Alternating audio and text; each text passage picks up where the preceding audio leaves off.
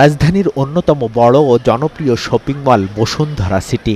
নানা সাজগোজে স্পষ্ট ঈদের আগমনী বার্তা, কিন্তু কেনাকাটায় ভাটা। শক্ত হয়ে গেছেন ম্যাম আপনি।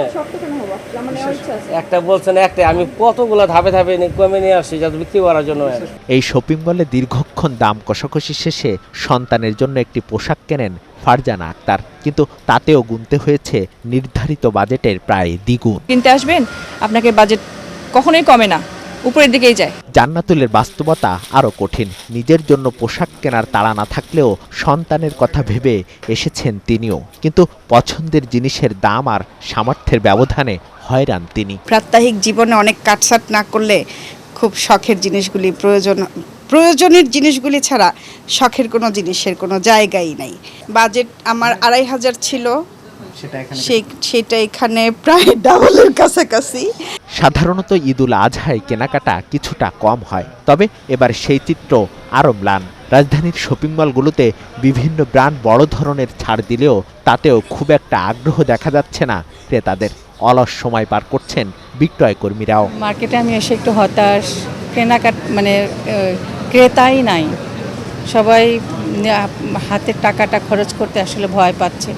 আমাদের দোকানের অবস্থা খারাপ, আমাদের অবস্থা খারাপ, কাস্টমারের অবস্থা খারাপ। কারণ অর্থনৈতিক অবস্থা এবং দেশের যে সংকট, রাজনৈতিক পলিটিক্যাল ব্যাপারগুলো, এগুলো নিয়ে আমাদের ব্যবসা বাণিজ্য মোটামুটি খুবই একটা খারাপ অবস্থায় আমরা আছি। জিনিসপত্রের দাম আমাদের তো গতানুগতিক আগের তুলনায় এবারও সেমই রাখা হয়েছে। আসলে পরিস্থিতি হয়তো বা চেঞ্জ হওয়ার কারণে কেনাকাটার প্রতি এবার আগ্রহটা হয়তো বা কম।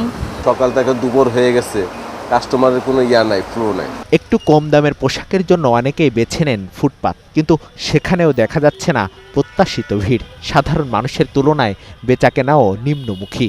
ওরকম হয় না, একদিন গেলে একটু বেচা কিনা হয়েছে, এর মধ্যে আর ওরকম বেচা কিনা হয় না। ওরকম সময়টা এখন একটু বাড়ার কথা, কিন্তু এই যে এখনই কেমন একটু খারাপ হতেছে, কিন্তু এই গেল কয়েকদিন একটু ভালোই গেছে। গেল ৩ মাসে মূল্যস্ফীতি ওঠানামার মধ্যে থাকলেও বাস্তবে বাড়েনি সাধারণ মানুষের আয়। ফলে নিত্য প্রয়োজনীয় পণ্য থেকে শুরু করে বিলাসী পণ্যে ব্যয়ের ক্ষেত্রে তৈরি হয়েছে সতর্কতা। মূল্যস্তর যেখানে গেছে এবং সেই তুলনায় আমার মজুরির হার নিচে থাকার কারণে আপনার নিঃসন্দেহে এটা ভোক্তারা চাপের ভিতরে আছে। যারা একেবারে নিম্নবিত্ত মানুষ আছেন বা নিম্ন মধ্যবিত্ত আছেন, তাদের বিভিন্ন ধরনের খরচ তখন ওনারা কাটছাট করতে চান। এগুলো চিকিৎসা ব্যয় থেকে শুরু করে বিনোদনমূলকের খরচ, শিক্ষা খরচ, এগুলোতেও তখন হাত পড়ে। ঈদুল আজহায় উৎসব কেন্দ্রিক অর্থনীতির সিংহভাগ ব্যয় হয় কোরবানিতে। কিছু অংশ যায় পরিবহন, ভ্রমণ ও পোশাক কেনাকাটায়।